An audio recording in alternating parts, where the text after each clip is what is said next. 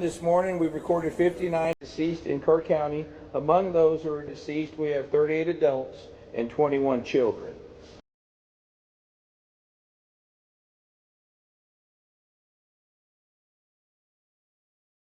See some red on there, which is an indication of the storm growing. It's intensifying, which means as the storm grows further out, the rain rates start to increase, and actually where the storm is at, it's actually developing right on top of the Guadalupe River, which is obviously not good news. So if this storm continues just to sit on top of this area, or continues to backbuild or anything like that, and gets stronger and gets heavier, there's a risk that we could have some impacts to the Guadalupe River here in a little bit. We'll see though. But again, the storm it's starting to grow here in coverage and actually get more intense.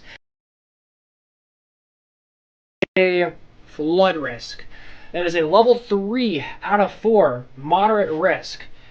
And it's absolutely ginormous. But again, that's where we have it today's moderate risk. Again, Kerrville's right in that. The risk is there for flooding. Back. All right, my friend Tristan just sent me some literally raw video of what's happening in downtown Burnett. I'm gonna turn off the audio.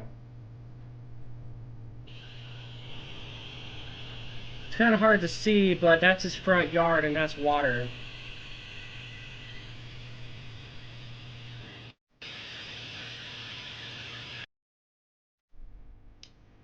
Thursday, July 3rd, 2025. The start of the long 4th of July weekend. Across the hill country, families were getting ready to celebrate. Rivers were packed, fireworks stands were busy, and skies were mostly sunny. If like any other Texas summer, hot, humid, and full of life. But behind the scenes, the atmosphere was building energy, and within 24 hours, everything would change.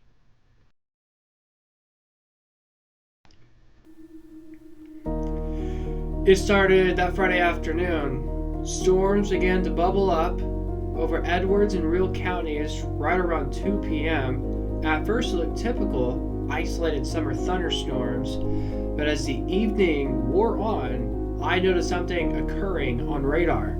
Storms were moving, they were sitting, and they were rebuilding over the exact same spots.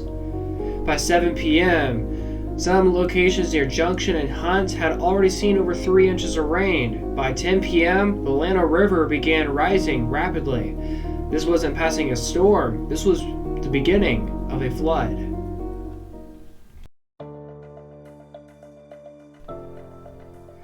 By sunrise on July 5th, things were already dire. Radar was lit up with deep red and purples. Training storms dumping relentless rainfall over Kerrville, Llano, and Fredericksburg. Between midnight and 6 a.m., some gauges picked up 7 inches of rain. The ground couldn't take it more. By 8:30 in the morning, the National Weather Service issued a flash flood emergency for parts of Kerr and Llano counties. A rare alert reserved for only the most life-threatening floods. Low water crossings disappeared within minutes, entire roads were washed away, and rescuers were already being overwhelmed by calls. I remember hearing the gauges at the Llano River went up 15 feet in just less than an hour. It's something you don't typically ever see here in the hill country. By early afternoon on the 5th, flooding was everywhere. The Guadalupe River near Hunt and Kerrville surged out of its banks. The Pernas near Johnson City hit levels not seen in over a decade. Emergency crews in Kerrville were rescuing people from rooftops. Helicopters hovered over fast-moving water, trying to reach stranded drivers. I got a message after message from viewers. People were trapped, cars swept away, and families losing everything. It was chaos, and it all unfolded in a matter of hours. By Sunday morning, July 6th, the rain had finally stopped, but what it left behind was devastation. Homes were destroyed along the Guadalupe and Llano rivers, bridges were gone, and several people were still missing. When I drove out to the hill country that morning, I saw the aftermath firsthand. Mudcake cars stranded in trees, fences twisted and broken, families standing where their homes used to be. This is not just from seeing it, I also watched it. It was one of the hardest things I have ever witnessed. 1 week later, on July 12th, which was a Saturday, I headed back out to Hunt, Texas. Rescue teams were still searching for several missing people. I wanted to help.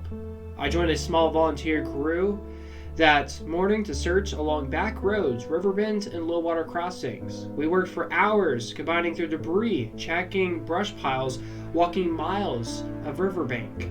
Then late that morning, we found a missing girl, a young woman who had been missing since the floods that weekend, or the last weekend. It was emotional and reminded me that every flood statistic represents a life, a family, and a story. When we found the girl, it was the day after we were stuck on the island. And we knew that there was a risk for some very heavy rain to occur when we were going to Hunt, Texas, the weekend after the 4th of July flooding. And when we were there, the Guadalupe River rose like 10 feet in just like 30 minutes. This river grows, and this river just, it's a fast moving, I have no words.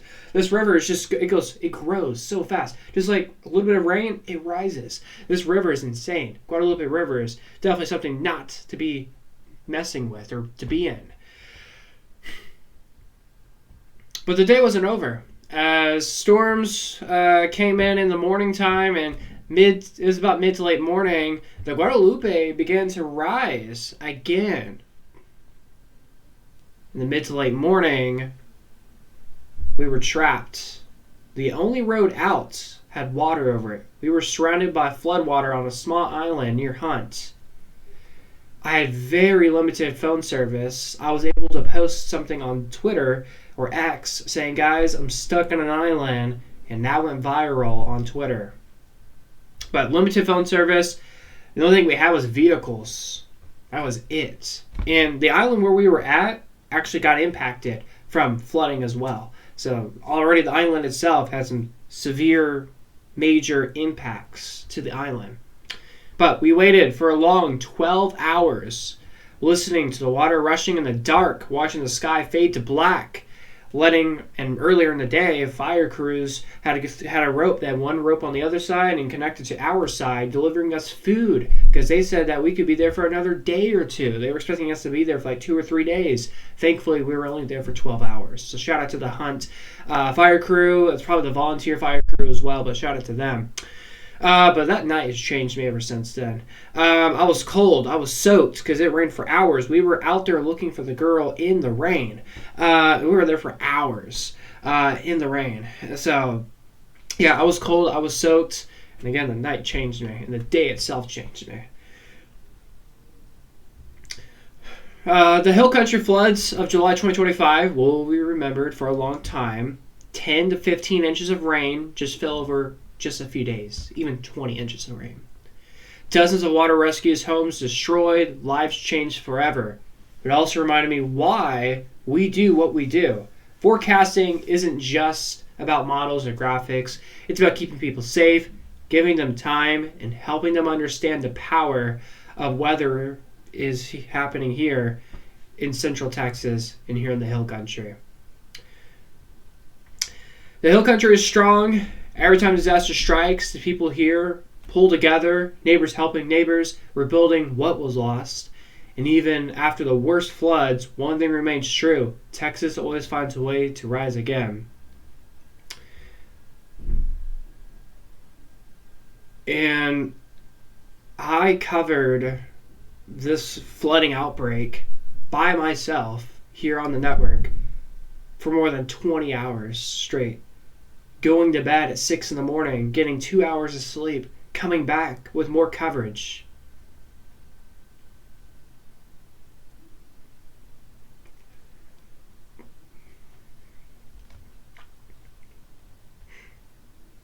And then just continuing to hear the list of people missing, camps destroyed.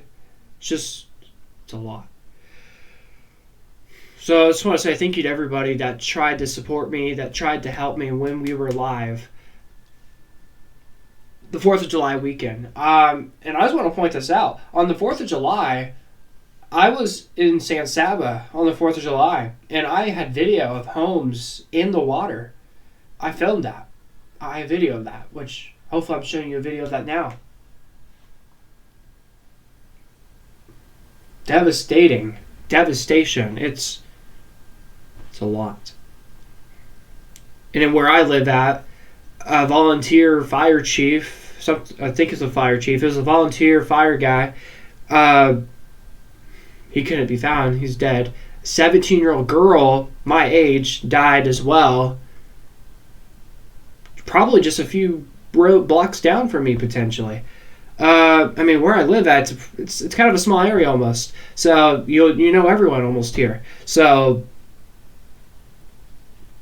it's difficult. And especially my hometown in Kerrville, it's horrible to hear everything that's happened. But I'm glad we're moving forward. I'm glad we're heading in another direction. I'm David Alford, and this is a story of the flood that changed the hill country forever.